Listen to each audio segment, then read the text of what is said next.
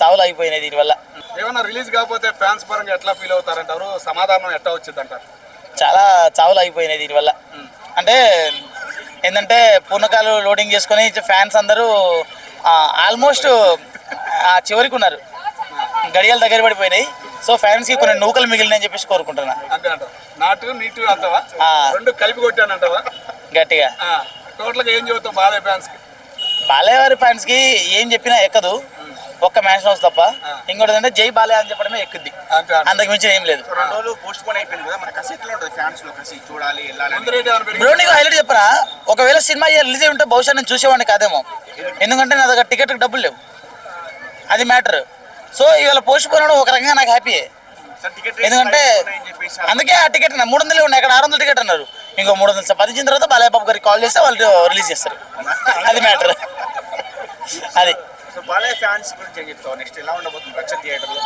అన్నా నేను చెప్తున్నా కదా, ఈ సినిమా రేపు కాకపోయినా ఇవాళ కాకపోయినా ఎల్లుండైనా అవతల ఎల్లుండైనా అది ఇంకో 15-20 సంవత్సరాల తర్వాత వచ్చినా కానీ థియేటర్లో శవాలు వేస్తాయి.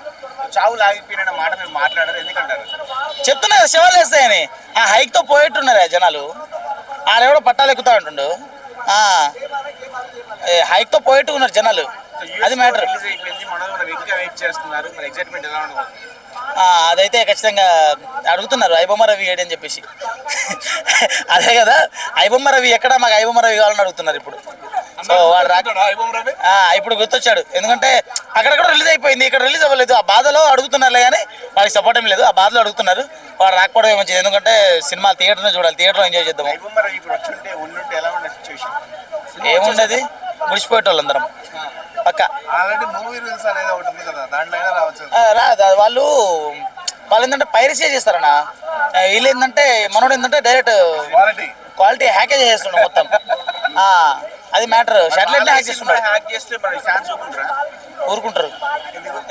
థియేటర్లో రిలీజ్ చేయలేదు కదా, ఎక్కడైనా మాకు బాలయ్య బాబు గారి దర్శనం అయిందని చెప్పేసి చూసేస్తారు, ఫుల్ హ్యాపీ అవుతారు అప్పుడు. ఒకటే మాట అన్న, గట్టిగా మాట్లాడుకుందామంటే మేబీ ఇవాళ వచ్చిందనుకో, ఇవాళ సాయంత్రం 8 గంటల లోపు ఒక ట్వీట్, ఆల్రెడీ నేను ట్వీట్ చూశాను. సో ఇవాళ వచ్చిందనుకో ఫుల్ హ్యాపీ, ఒకవేళ రాలేదు అనుకో మేబీ 12వ తారీఖు. ఇంకోటి ఏంటంటే ఈ సినిమా ఎఫర్ట్ అనేది, ఈ సినిమా మీద పడ్డ ఎఫెక్ట్ సీదా ఎప్పుడు ఎక్కడ పడుతుందంటే రాయసాబ్ మీద పడుతుంది. వాళ్ళు 60 కోట్లు కట్టాలంట ఏదో సినిమాకి, వాళ్ళ ప్రొడక్షన్ హౌస్ నుంచి 60 కోట్లు కట్టాలంట. మరి అది ఏందో మరి అది అర్థమైతలేదు. ఆ సినిమాని కూడా పోస్ట్పోన్ చేస్తారని చెప్పేసి చెప్తున్నారు, మరి అది అఫీషియల్లో అన్అఫీషియల్లో తెలియదు. సో ఒకవేళ దీని ఎఫెక్ట్ దాని మీద పడితే మాత్రం అప్పుడు రాయసాబ్ పోస్ట్పోన్ అవుతుంది, రాయసాబ్ ప్లేస్లో ఇది వస్తుంది.